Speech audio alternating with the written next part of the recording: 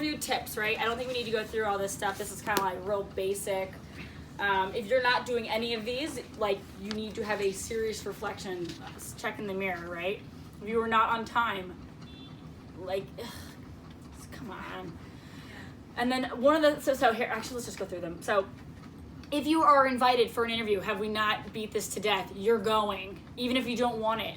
Because you're going to get, someone's going to ask you the margarita question, and you're going to need to fail and fall on your face and improvise and learn about yourself. So, like, check. Get comfortable in the hot seat. Learn to be quick on your feet and answer questions you didn't see coming.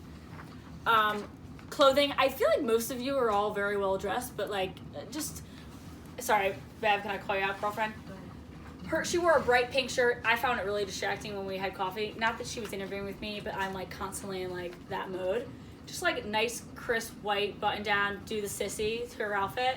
And just like look clean cut, right? Whatever it is. It doesn't have to be, depending on your industry, just dress appropriately. Jen, what are your thoughts around that? 100% agree. I mean, for me, I'm not asking people to come in a suit and tie or, you know, any kind of a suit, but because that's not our industry. It's business casual, so just know your audience, know where you're going. You can always ask HR, you know, what their expectations are, or your recruiter, whoever it is. Yeah. And don't wear a pair of shoes you've never worn before, or an outfit that doesn't fit you, it's too tight or too big, or like borrow something. Like most of you, like a bunch of girls have borrowed all my work clothes to go on interviews. So, and you're welcome to do that if you are my size.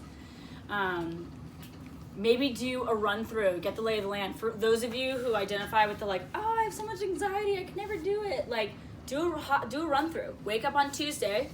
Get dressed for your interview, get on the subway at the time that you would have to do it the next day, get to the office, you're like, okay, so that's what the lobby looks like, that's what the security looks like, that's what you have to do.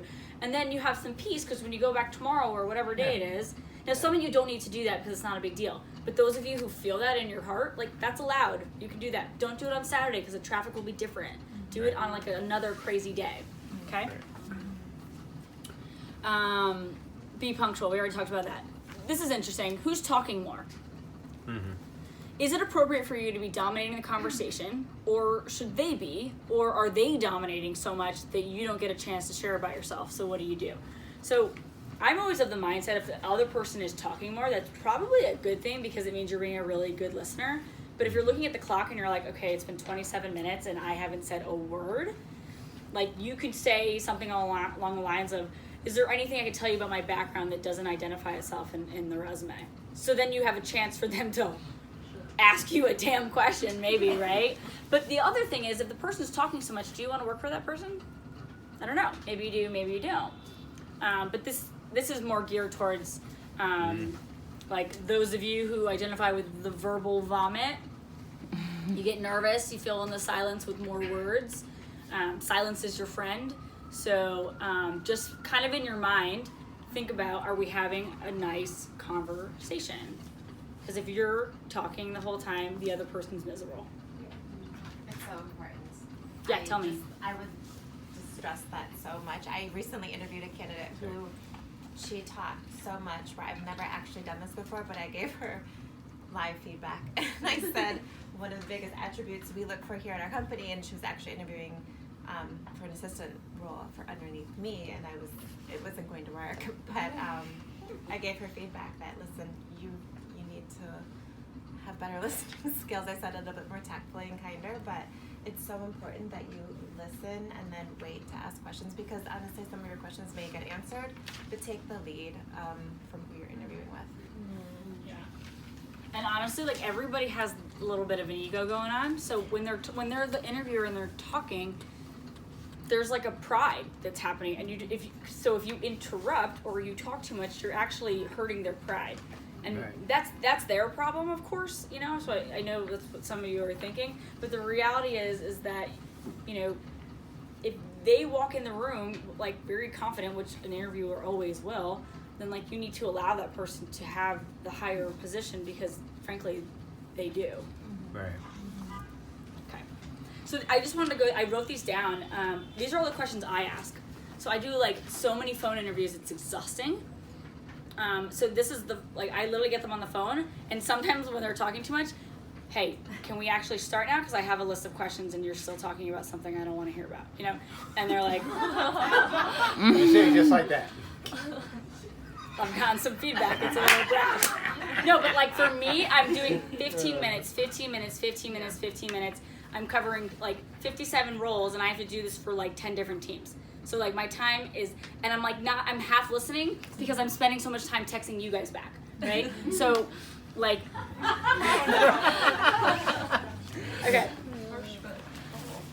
Right? So anyway, and like so after we go through these, I should have had you make a sheet. That was we'll get her to make one. We'll send it off. So my biggest thing is this: like, walk me through your background. I'm asking for 30 seconds. Well, you know, this is a funny story. My mom's from Pittsburgh, my dad's from China, and you're like, oh my God, that's not what I meant. Like, you know, and I go, like, such a funny, like, my favorite is when they say it's a funny story. It's not a funny story. Because you think it's unique, it's not unique. Everyone's story is kind of similar to everyone's story. Right? Like, I love it. Like, I know when I first became a Christian and people were like, what's your testimony? And you're like, I don't know if you can handle this. My boyfriend broke up with me. But you never heard that before. It's like, your story's not unique, okay? Doesn't mean it didn't hurt. It just means, like, think of it, have a different thought. So if someone were to say to me, Casey, walk me through your background. Here, I'm going to time myself just to make a massive point here. All right. I did this with someone on the phone the other day. They were like, this is scary. My name is Casey. I am originally from Connecticut. I grew up there. I went to Villanova outside Philadelphia. I graduated in 2008. When I graduated school, I spent 3 years down in Argentina doing a variety of different things. After I left there, I went and worked in wealth management for the Latin American team, doing all different kinds of asset management. After that, I was able to move into the recruiting area where I did executive search. After 2 years of that, I moved into in-house recruiting for an investment bank in Midtown. And since then, I have moved on into a more senior role at my current firm where I run the entire lateral recruiting piece. And I'm looking for an opportunity to enhance your recruiting program here at your company. Okay, it was 41 seconds. Not bad. Okay, I'm a little over. So you want to tell your story and then have a little plug at the end.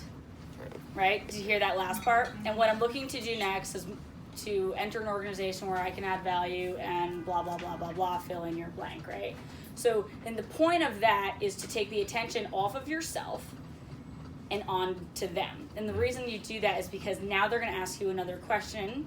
Because if you just stop, you'll do the nervous thing and fill in the silence, those of you who talk too much.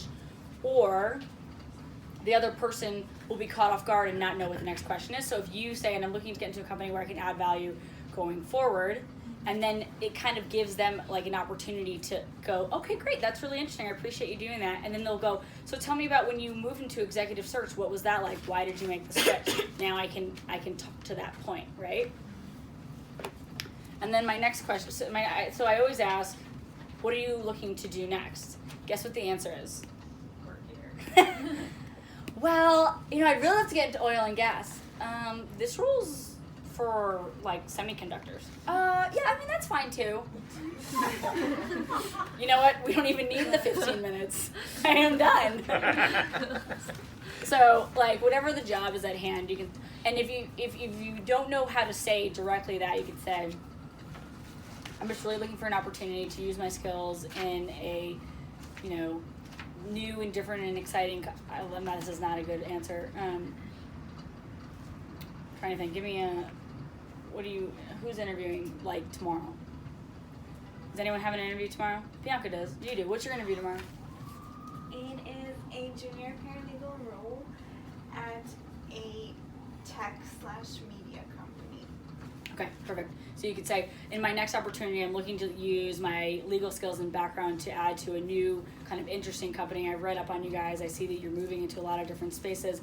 Frankly, I think that my past experience lends to perfectly fit into what you're looking for. Can you give me a little bit more color around exactly what you're looking for? What does the ideal candidate look like?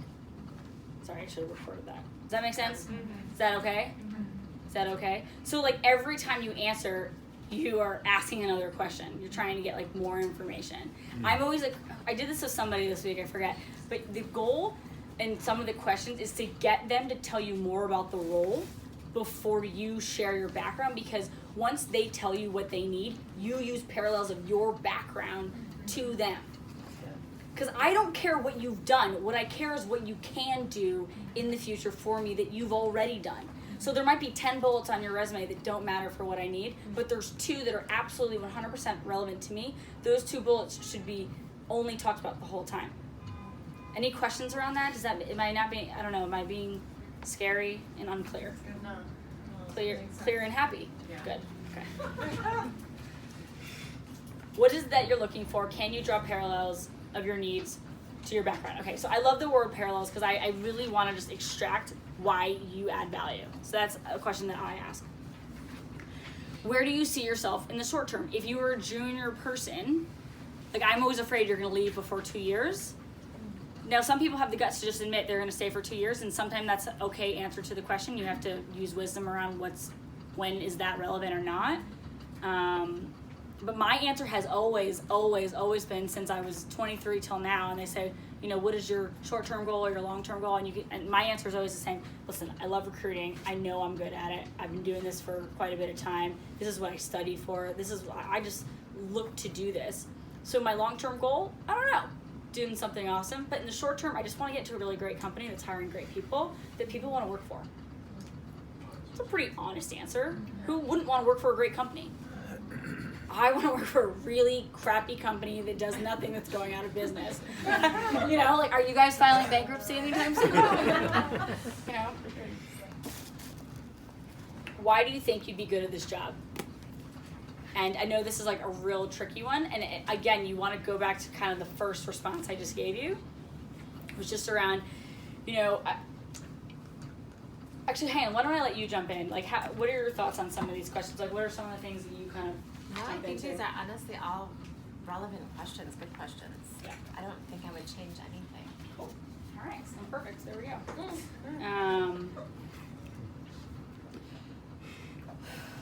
Why do you think you'd be good for the job? Why should I hire you and not somebody else?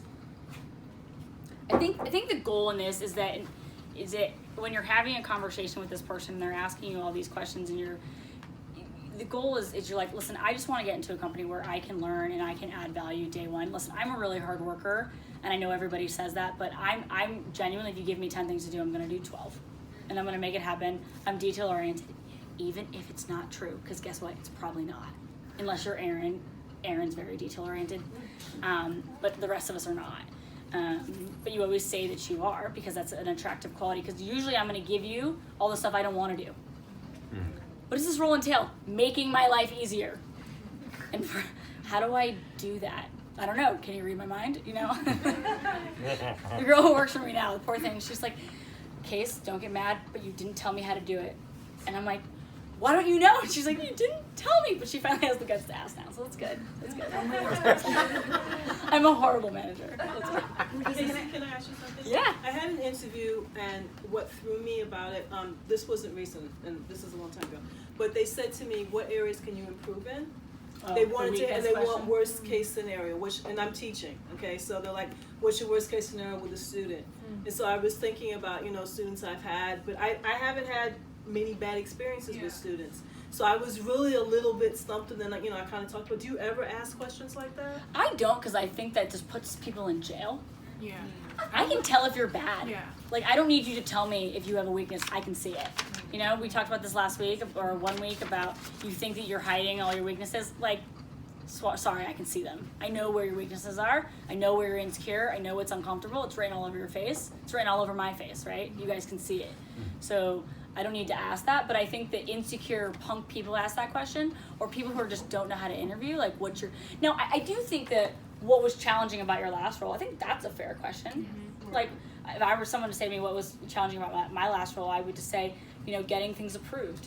Or, someone gives me a mandate to go out and find this person, and then I would go about doing it, and then all of a sudden we would get to the end of the process and it wouldn't get approved, or all of a sudden the mandate changes. That's just a straightforward question. I don't think that's any reflection of my character. It just shows that that was a challenge that I had. And they might say, what did you do to make it better?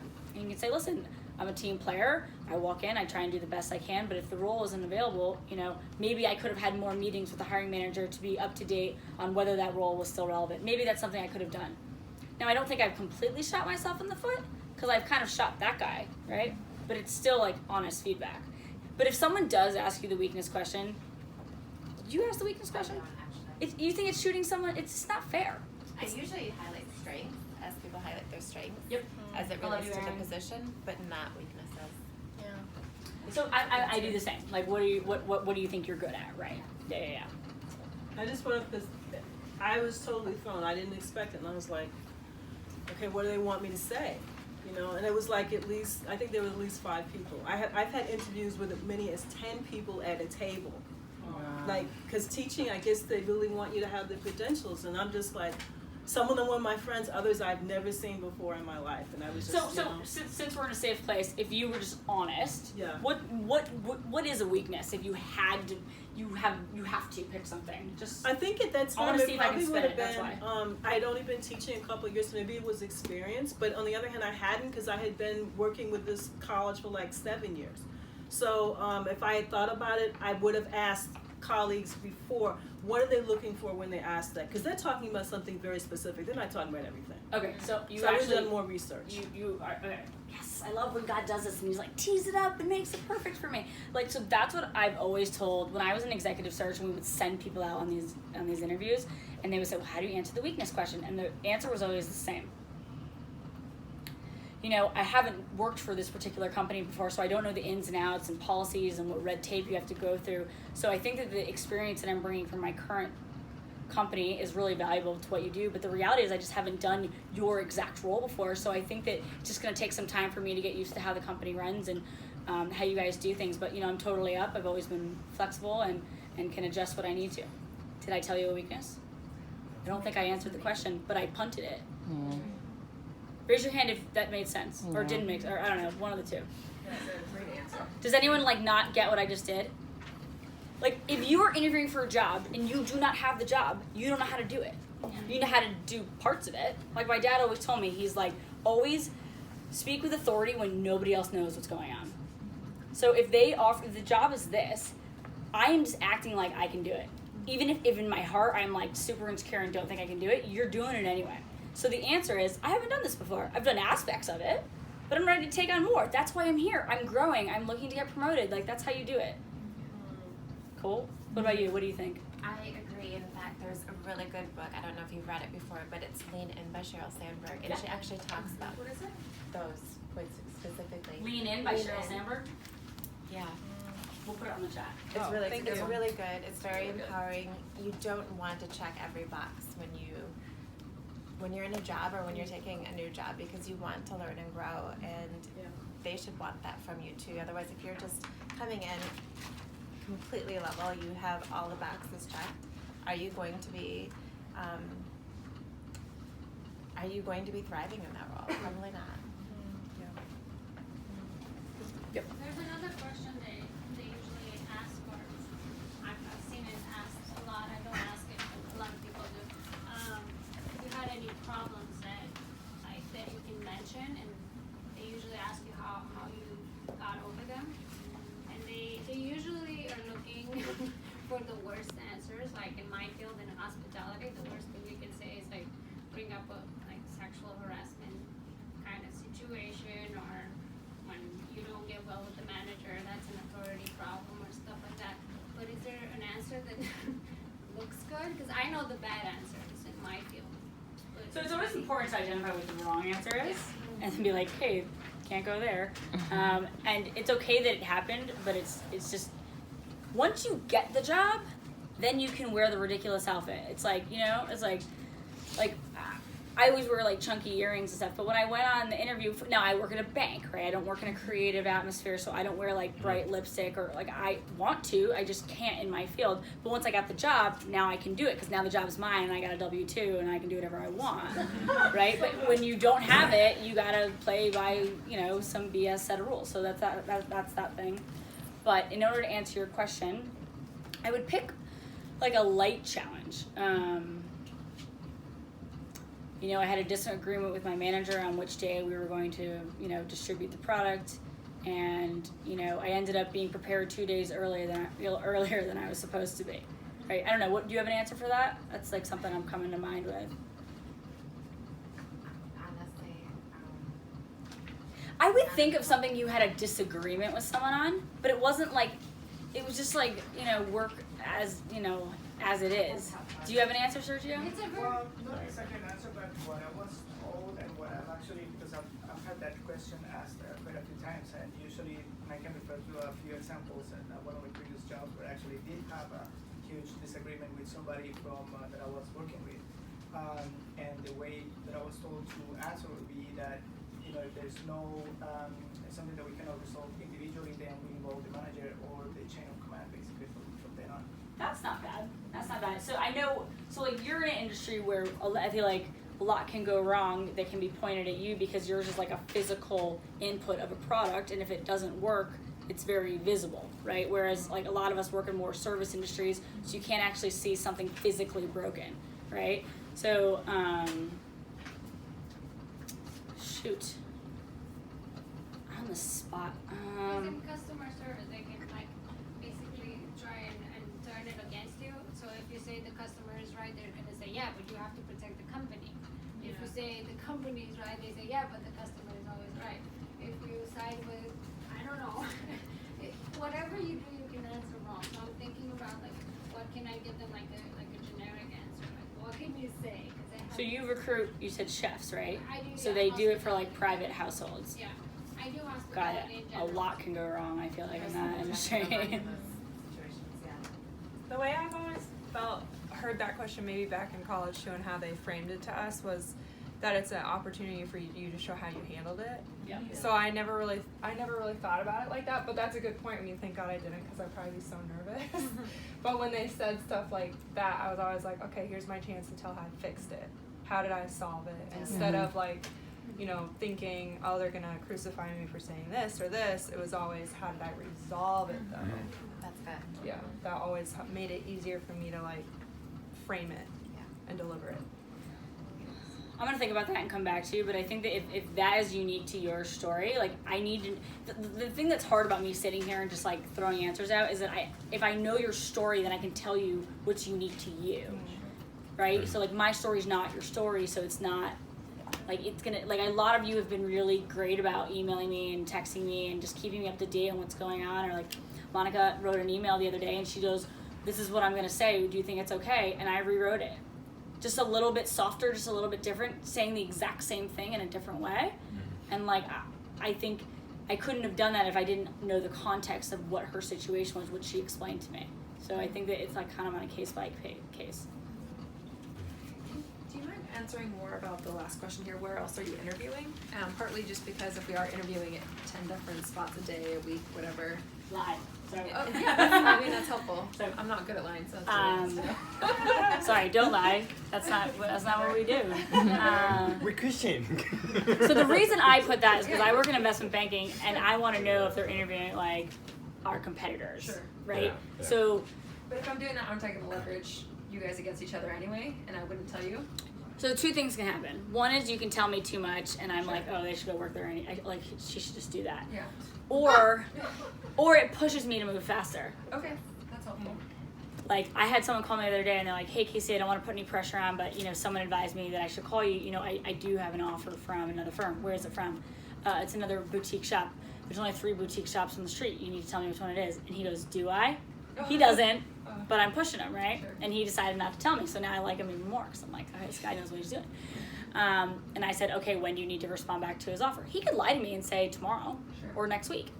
So I think that you can, and again, case by case basis, you could use that opportunity to help the other employer push them along, or they could say, we can't go at your timeline. We're gonna have to, you know, we're gonna have to cut you loose, and that's not good either. So you want to be careful with this. You want to try and judge the scenario and the situation in terms of how it would reflect on you. So you want to give me an example? Yeah, well, so I'm thinking like if you're in an interview, like, because calling back later, I can understand that takes some balls and that takes some like gumption. That's probably part of the negotiation process that we'll talk about next week. Teaser. But I would say in the actual hot seat, I feel like then I would start blushing and I'd be like, I'm actually applying for other opportunities in other areas, or I'm looking at a lot of different industries, and so I'm keeping myself open to other options and Okay, opportunities. I don't like the open options. Yeah, Don't say so that. that's So like what I my like. response would be, see, this is helpful. I love when someone tells me, and then I'm like, here, this is what I would say.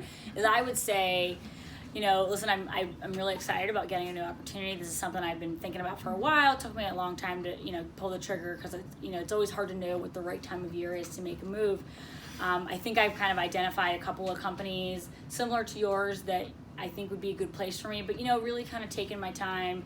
To be honest with you, I'm really interested in this particular role. Kind of want to focus my energy here right now. But, yeah, I do have a couple other, you know, irons in the fire. Okay. Thank you. That could be it's like you kind of answered, you kind of didn't, Sure. but it was another opportunity to give a plug at this particular role. Right, Jen? I see you nodding your head. 100% agree. Yeah, and I have asked those questions.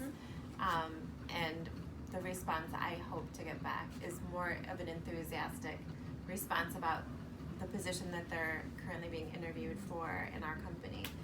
So it helps me gauge their interest level too, a little bit more so. Yeah. What if you're not interviewing anywhere else? Like if this is the firm you want to work for and you got the interview and they ask That's you. okay too. It's okay to say Sometimes like that. it might be you were recruited, you know, so. Can we hear a little bit more about your context?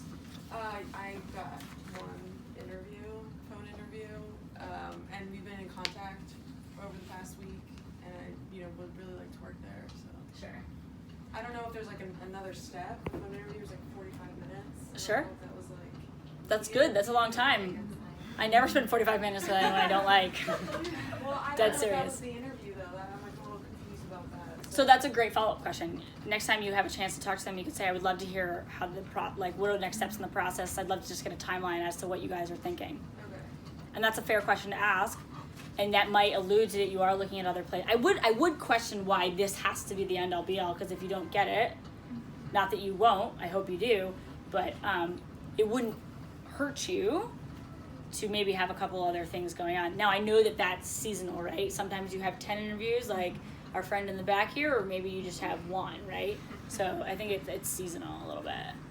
But happy to. Yeah, not for lack of trying. It's just I ended up getting the one interview where I wanted to work. So. Yeah. If someone says, are you interviewing anywhere else? You could say, frankly, I'm really just focused on this interview process right now. This is where I want to be. Yeah. So it doesn't sound so like, no. Nobody else wants me. Not a big fan of monosyllable answers. Okay, questions to ask.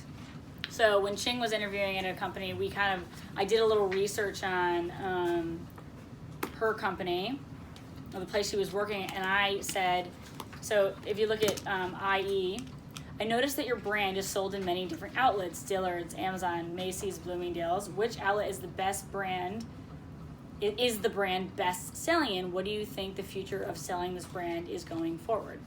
Right? And I told her, don't ask it if you don't understand the question, and she did. How'd it go? It's great, but like I didn't like phrase it exactly. I say it in the way that I feel comfortable to say it because this is not my native language to say like professionally.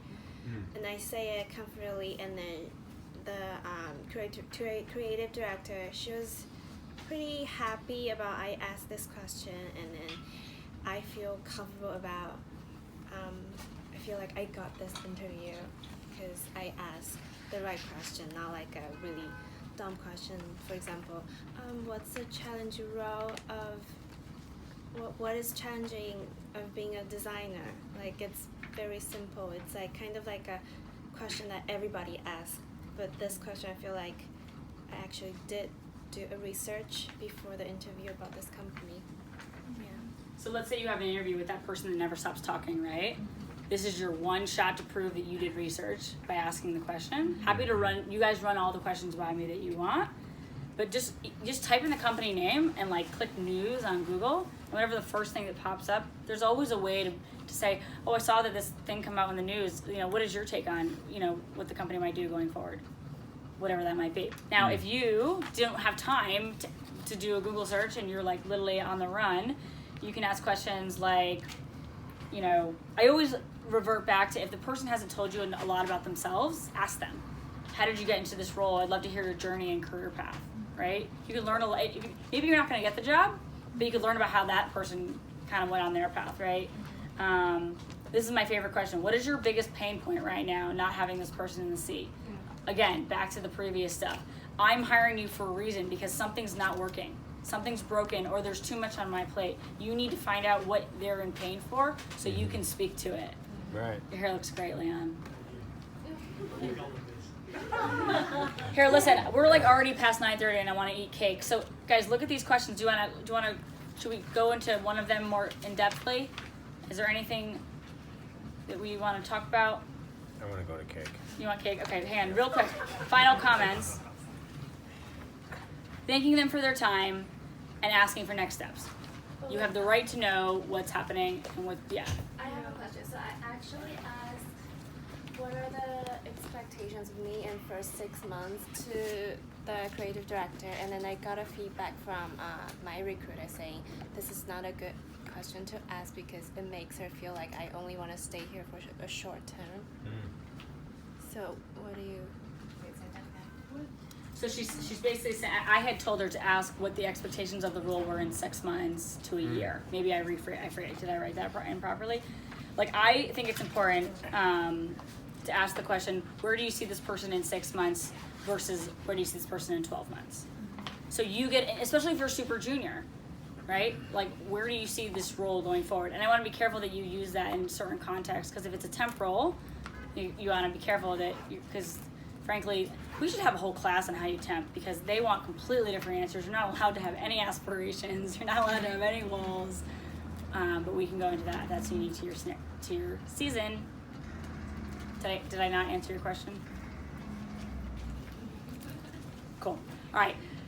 Let's just do a group prayer really quick. I know everyone's praying for a bunch of different stuff. One final comment before we go to prayer. Yeah. If you interview, it goes so far if you send a thank you note. Oh, yes. What type of thank you note? Like, Thank you for your time. Email? Express your interest. Email, letter. How far after, same day or next day? Next day. Next day. Good question. It's so funny. We were down to 2 candidates last week, and we couldn't decide which one to go. And I said, which one to send a thank you note? We all typed in our email. One of them didn't. We hired the other guy.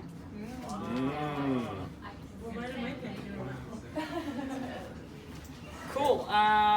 Josh, can I call you out to pray for us? Oh, what's that? Can you just pray for everybody? Yeah, Have a for sure. great week. Yeah.